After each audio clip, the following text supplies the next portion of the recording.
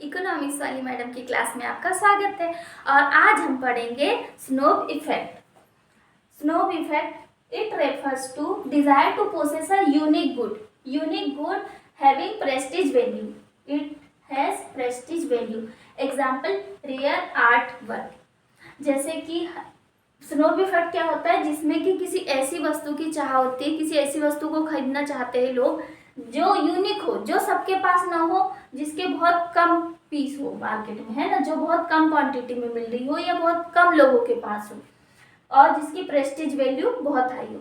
इसका एग्जाम्पल है art work. जैसे आपने देखा भी होगा कि कई जगह आर्ट की प्रदर्शनी लगती है तो वो पेंटिंग्स बहुत महंगे महंगे बिकती है। क्यों? इसलिए नहीं कि उसमें बहुत कुछ खास है, बल्कि इसलिए क्योंकि जो उसके खरीदार होते हैं उन्हें लगता है कि ये किसी और के पास तो होगी नहीं। तो इससे पता चलेगा कि देखो हम कितने अमीर हैं कि हम ऐसी यूनिक बहुत रेयर चीज़ें रखते हैं। और ये क्या दिखाता है? Snob effect is a symbol of status because only few people on it. इसका अर्थ है कि स्नोब जो गुड है, स्नोब जो इफेक्ट है, वो ये दर्शाता है कि जो जैसे रेयर आर्ट वर्क का हमने एग्जाम्पल लिया तो वो दर्शाता है स्टेटस दर्शाता है, वो सिंबल ऑफ स्टेटस है। क्यों? क्योंकि अब इतनी महंगी जो पेंटिंग्स होगी वो हर कोई तो नहीं खरीद पाएगा, बाकी लोग तो अपनी ज़रूरत की चीज़ें खरीदेंगे। ये तो शौक की चीज़ है, आर्ट वर्क सिर्फ हमें दीवार पे लगानी है, पर only few people on it, तो वो क्या हो गई, उसकी प्रेस्टीज वैल्यू हाई होगी, वो यूनिक गुड हो गई अब। And snow effect is has negative externality. What does it mean? If everyone has it, it is not special any more. मतलब अगर सभी के पास वो पेंटिंग होने लगी जो इतने करोड़ों में बिकती है, लाखों में बिकती है, तो फिर सभी लोग खरीद लेंगे, फिर उसकी वैल्यू उतनी कहाँ रह जाएगी, तो वो यूनिक नहीं रहेगी, और यूनिक नहीं रहेगी तो फिर हमें चाहिए भी नहीं। Demand for product decreases as more people start using it.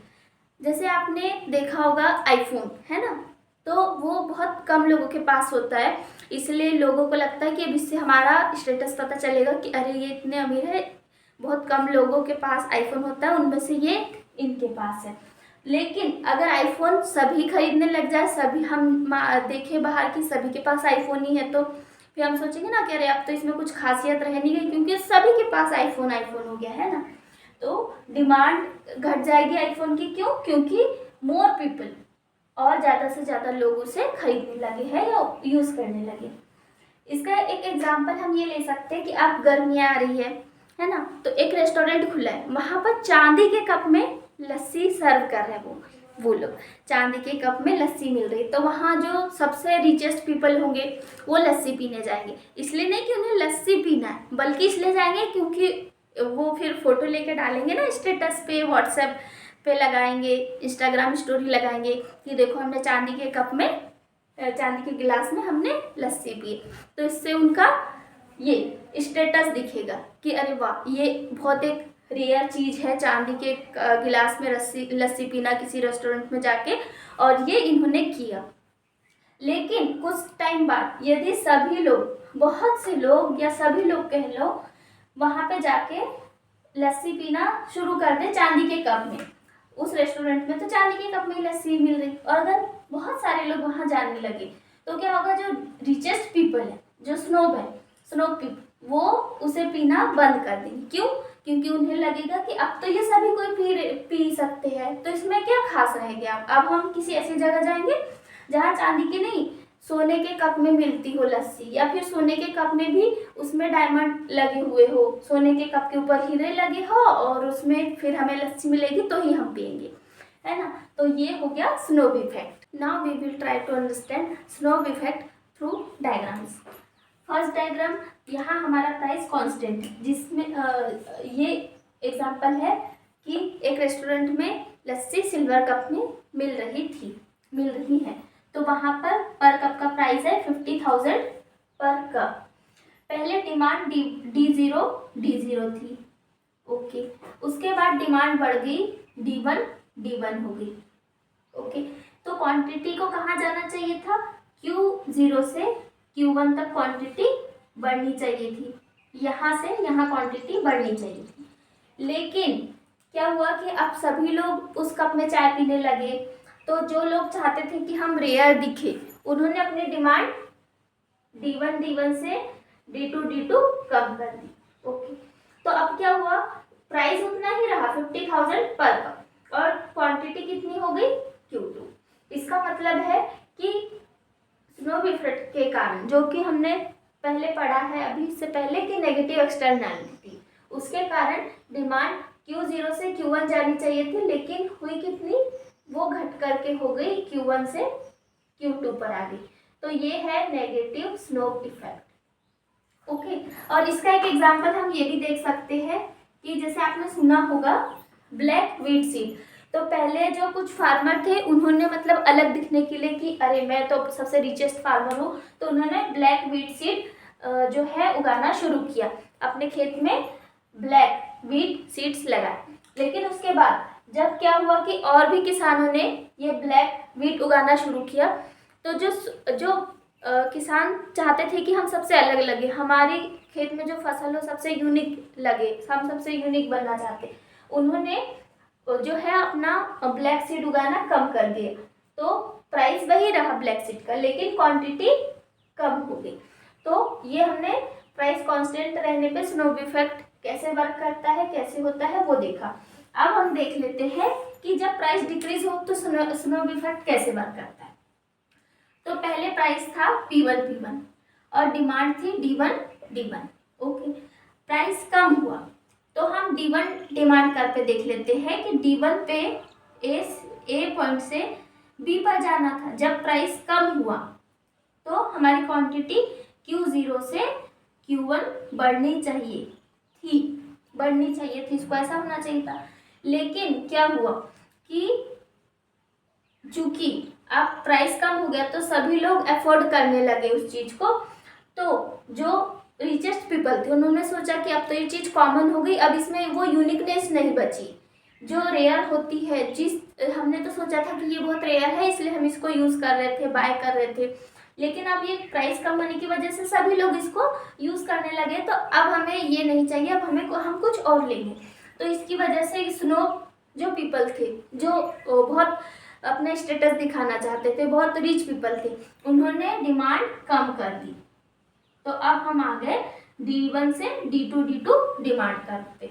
हमारा डिमांड कर D1 से D2 शिफ्ट हो गया। अब D1 पे तो क्वांटिटी कितनी थी Q1, लेकिन चूंकि स्नो इफेक्ट लगा इसलिए क्वांटिटी D2 डिमांड कर्व पे Q2 आ गई और प्राइस P2 हो गया। तो ये जो हमारा Q0 Q1 वो हमारा है प्राइस इफेक्ट, और जो हमारा Q1 और Q2 है ये हो गया हमारा negative snow effect, negative externality. अब यहाँ पर हम एक एग्जांपल ले लेते हैं, वेडिंग पैलेस है ना। अभी हम देखते हैं कि जयपुर का जो वेडिंग पैलेस है वहाँ पे बहुत रॉयल लोग, रिचेस्ट पीपल ही अपनी बच्चों की शादियाँ करवाते। सपोज कीजिए यदि उस जयपुर वेडिंग पैलेस की, या फिर आप अपने यहाँ पर कोई वेडिंग पैलेस होगा जो कि जहाँ बहुत फेमस है लेकिन वो बहुत महंगा भी है, तो सिर्फ जो अच्छे रिच पीपल है वही उसको यूज़ करते हैं। सपोज कीजिए कि यदि उस वेडिंग हॉल की जो बुकिंग है वो 50,000 पर गेस्ट से कम होके मान लीजिए 20,000 हो गई पर गेस्ट, तो इसमें क्या होगा कि अब उसका टोटल प्राइस तो कम हो जाएगा, तो काफ़ी लोग उसको अफोर्ड करने के योग्य हो जाएंगे। तो जो सबसे रिचेस्ट पीपल थे जो उसके माध्यम से क्या दिखा रहे थे, अपना स्टेटस दिखा रहे थे कि हम तो इतने अमीर हैं कि हम तो इतने रॉयल पैलेस में शादियाँ करते हैं अपने घर के बच्चों की, है ना। लेकिन अब उसका प्राइस कम हो गया तो बाकी जो जनता थी, बाकी लोग थे, उन्होंने भी उस हॉल को बुक करना शुरू कर दिया। तो जो सबसे रिच पीपल थे उन्होंने सोचा कि अब ये तो कॉमन हो गया है, तो अब हम इसको क्यों ही यूज़ करेंगे इस पैलेस को, अब हम कहीं और देखेंगे, कोई और इससे अच्छा पैलेस होगा, कोई इससे रिचेस्ट पैलेस होगा, हम वहाँ पे जाएंगे। तो उस पहले तो वेडिंग हॉल में D1 डिमांड होती थी, लेकिन चूंकि अब बहुत सारे लोग उसको यूज़ करने लगे, क्यों, क्योंकि उसका प्राइस हो गया है कम, तो डिमांड तो इधर बढ़नी चाहिए थी जब हम डिमांड बढ़ने की बात करें। लेकिन क्या हुआ, स्नो पीपल ने डिमांड कम कर दी, तो हमारा डिमांड कर D2 शिफ्ट हो गया, यहाँ से यहाँ पर शिफ्ट हो गया, प्राइस कम हुआ तो क्वांटिटी D1 पे Q1 होनी चाहिए थी, Q0 से बढ़ के Q1, लेकिन डिमांड कम हो गई, इसीलिए क्वांटिटी हमारी Q1 पे न जाके इस न्यू डिमांड पर D2 पर आ गई, कहाँ पे, Q2 पर। तो ये हो गया हमारा यहाँ पर negative snob effect.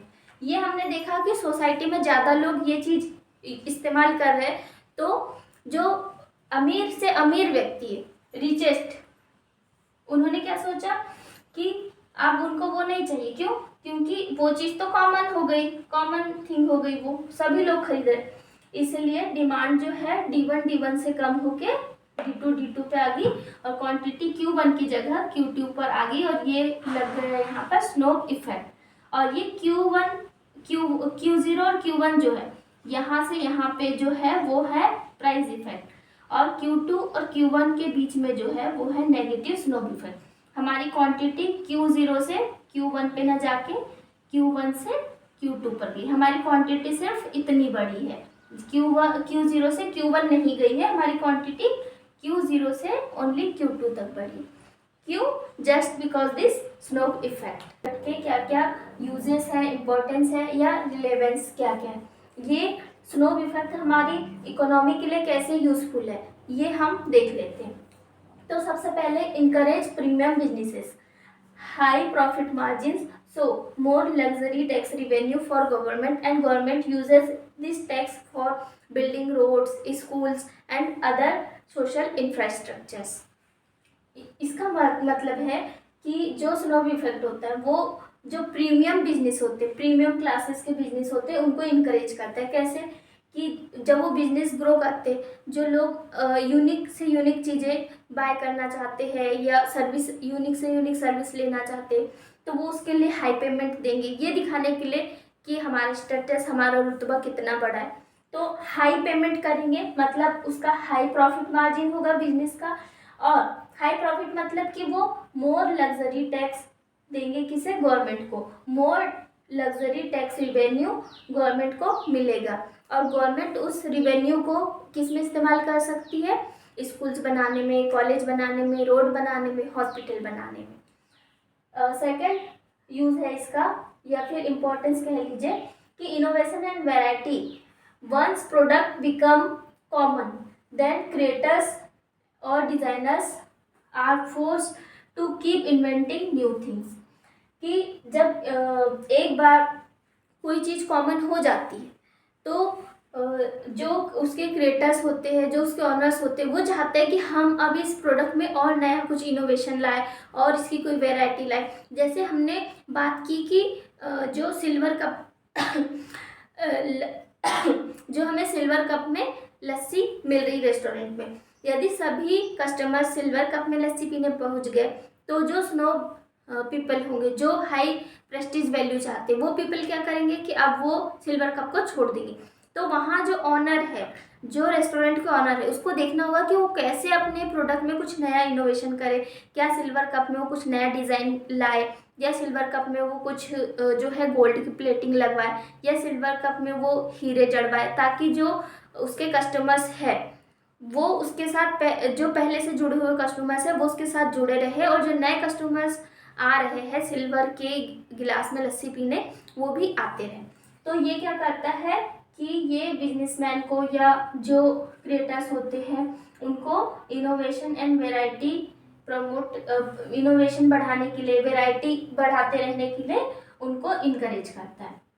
Third importance, creates specialised jobs, unique product can not be produced on a mass scale in big factories, so skilled artisans, specialized artisans and specialized craftsmen are needed, and specialized skilled workers get jobs।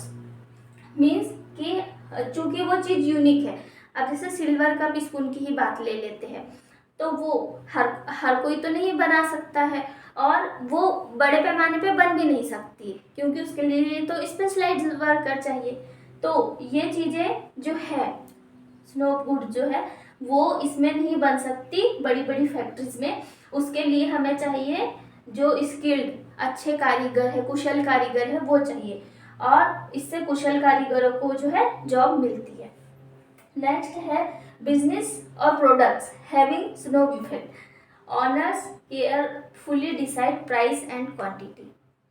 Means जो business है या जो product cell कर रहे हैं उसके honour को बहुत केयरफुल रहना होता है ये डिसाइड करने में कि उसे कितना प्राइस रखना है, कितनी क्वांटिटी रखनी। अब हम एक न्यूमेरिकल एग्जांपल देख लेते हैं। सपोज जो हमने लस्सी की बात की है कि एक सिल्वर कप में लस्सी मिल रही, तो उसका पहले प्राइस है 1 लाख पर कप और उसके पास कस्टमर आते हैं पर डे 10, तो उसके टोटल रेवेन्यू जो है वो हो रहा है 10 लाख रुपए। ओके, अब मान लीजिए उन्होंने प्राइस कम कर दिया और उनके प्राइस कम करके 50,000 पर कप कर दिया, तो उनकी क्वांटिटी बढ़ गई 15। मतलब अब पहले 10 लोग आते थे, प्राइस कम हो गया 50,000, तो अब आने लगे 15 लोग, तो उसको टोटल रेवेन्यू कितना जनरेट होगा 7,50,000। अब पहले उसको 10 लाख रेवेन्यू हो रहा था, अब उसका रेवेन्यू कम होकर कितना हो गया 7,50,000। अब ये हो गया। अब मान लीजिए कि प्राइस 50,000 पर कप है लेकिन क्वांटिटी 15 ना होकर के क्वांटिटी हो गई 25। पहले 10 लोग आते थे, 1 लाख रुपए था, तो अब 50,000 रुपए पर कप प्राइस हो गया उस सिल्वर कप की लस्सी का, तो वहाँ पे लोग आने लगे 25 लोग पर डे, तो अब उसका कितना टोटल रेवेन्यू होगा, टोटल रेवेन्यू हो गया ये 1,25,000 रुपये। तो जो बिजनेस प्रोडक्ट जो स्नो गुड होते हैं जिनमें स्नो इफेक्ट इंक्लूड होता है, वो ऑनर्स को ये बहुत केयरफुली डिसाइड करना होता है कि वो अपना प्राइस कितना रखे और प्राइस कम करे या ज़्यादा करे, तो इससे उनकी क्वांटिटी पे क्या इफेक्ट पड़ेगा, उनके टोटल रेवेन्यू पे क्या इफेक्ट पड़ेगा। तो ये सारे हैं स्नो इफेक्ट के यूजेस, रिलेवेंसेस और importance. Now we will look at criticisms of snow effect. First, ignore product quality. Snow effect assumes that people use things or buy things that have high price or that are unique just because they want to show that they have high status, or they buy unique things or things that less people uses just because they think that those goods or those services are symbol of status. But in reality, people may buy or use goods even if more people buying it because quality और taste are good. इसका मतलब है कि जो snow effect होता है उसका पहला क्रिटिसिज्म हम देख रहे हैं कि ये जो प्रोडक्ट की क्वालिटी है उसको इग्नोर करता है। कैसे कि ये एज्यूम करता है, स्नो इफेक्ट एज्यूम करता है कि जो रिच पीपल होंगे वो चांदी के कप में चाय पीने ही जा रहे हैं उस रेस्टोरेंट में। इसका मतलब ये है कि वो जो रिच पीपल है वो सिर्फ और सिर्फ अपना स्टेटस दिखाने के लिए वहाँ पर जा रहे हैं रेस्टोरेंट में चांदी के कप में लस्सी पीने या चाय पीने। लेकिन ऐसा भी तो हो सकता है कि वो रिच पीपल वहाँ इसलिए जा रहे हैं, वो रेस्टोरेंट या वो सर्विस इसलिए यूज़ करें क्योंकि वहाँ पे उन्हें क्वालिटी और टेस्ट बहुत अच्छा मिल रहा हो। And on the other side richest people में buy goods from local market और शॉप्स। या फिर ऐसा भी तो हो सकता है कि जो रिच पीपल होते हैं, ज़रूरी तो नहीं कि वो हमेशा हाई से हाई रेस्टोरेंट में जाकर ही सामान खरीदते हो। ऐसा भी तो हो सकता है कि वो लोकल शॉप या लोकल मार्केट से भी चीज़ें या सर्विसेज लेते हो। Second one, rationality versus emotion. Economics assume people are rational, but snow effect works on emotions like ego, status and uniqueness that good possess. इसका अर्थ है कि जो है इकोनॉमिक्स एज्यूम करती है। यहाँ पे हमने कहा कि स्नो इफेक्ट एज्यूम करता है कि पीपल स्टेटस जो दर्शाती है उन चीज़ों को उपयोग करेंगे, लेकिन हम यहाँ कह रहे हैं कि इकोनॉमिक्स एज्यूम करती है। इकोनॉमिक्स एज्यूम करती है कि लोग रैशनल है, समझदार है, वो बचत करके चलते हैं और वो जब प्राइस कम होता है तब चीज़ें खरीदते हैं। लेकिन जो स्नो इफेक्ट है वो क्या कह रहा है कि नहीं, पीपल रैशनल नहीं है, वो प्राइस से उसको फ़र्क नहीं पड़ता, उनको फ़र्क किस चीज़ से पड़ता है कि उससे उनका ईगो सेटिस्फेक्शन हो रहा है या नहीं, वो जो चीज़ खरीद रहे हैं उससे उनका स्टेटस दिख रहा है या नहीं, या फिर वो जो कंज्यूमर है वो ऐसी चीज़ें खरीदता है जो यूनिक हो, भले ही उसका प्राइस बढ़ा हो, बढ़ते जाए, या फिर उसका प्राइस कम हो, उससे मतलब नहीं है। उसे क्या चाहिए, उसका सेटिस्फेक्शन होना चाहिए, उसका ईगो सेटिस्फाइड हो, स्टेटस इंक्रीज हुआ है ऐसा दिखे, और यूनिक गुड उसने ली है ऐसा शो हो। पर क्या ऐसा होता है कि हमेशा जो है पीपल सोचे कि मुझे जो है समझदारी से काम लेना है? नहीं, जो कंज्यूमर है वो समझदारी से काम लेता है, लेकिन वो अगर कोई चीज़ बाय करने जा रहा है तो उसके साथ उसके इमोशंस भी जुड़े हुए होते हैं। क्या पता वो चांदी के कप में इसलिए चाय पीते हो क्योंकि उसके पापा, उसके दादा वगैरह भी वहीं जाते थे, तो उसके तो इमोशन जुड़ गए होंगे उस रेस्टोरेंट से, है ना? तो ऐसा भी हो जाता है। The third criticism is time lag, no instant reaction. यहाँ पे हमने जयपुर पैलेस का एग्जाम्पल लिया कि जैसे टाइम लैग, जो स्नोब इफेक्ट है वो क्या एज्यूम कर रहा है कि यहाँ पे टाइम जो है टाइम लैग नहीं है। आज अगर रेस्टोरेंट में 10 की जगह 15 लोग चले गए तो अगले दिन जो बहुत रिचेस्ट पीपल थे वो उनकी जो संख्या है वो रेस्टोरेंट में कम हो जाएगी। लेकिन ऐसा नहीं होता है, आज कुछ हुआ और उसका रिएक्शन हमें कल ही देखने को मिल जाए, ऐसा नहीं होता। इकोनॉमिक्स में हमें लॉन्ग टर्म इफेक्ट देखने को मिलते, तो ये जो है स्नोब इफेक्ट टाइम लैग को इग्नोर करता है, ये एज्यूम करता है कि यहाँ पर इंस्टेंट रिएक्शन होगा। अब हम एग्जांपल ले लेते हैं जयपुर पैलेस का। जयपुर पैलेस तो कितने टाइम से चला आ रहा है, तो अब तक तो उसकी प्रेस्टीज वैल्यू खत्म हो जानी चाहिए थी क्योंकि वो तो बहुत पुराना है, और अब तो काफ़ी लोग उसको यूज़ करने लगे, है ना? जो रिचेस्ट से रिचेस्ट पीपल है उनकी भी तो संख्या बढ़ गई, तो जिसने सबसे पहले यूज़ किया होगा या जो लोग अभी भी कर रहे हैं उनको भी ये सोचना चाहिए कि अब तो सभी जो अमीर लोग हैं वो जयपुर पैलेस में ही शादियाँ करवाते हैं, तो अब हम इसको छोड़ दें। नहीं, वो जयपुर पैलेस में ही जाते हैं। तो इसका मतलब है कि टाइम लैग यहाँ पर इन्होंने इंक्लूड नहीं किया, जबकि टाइम लैग भी होता है। Another criticism is counter snob behavior. Now, what is counter snob behavior?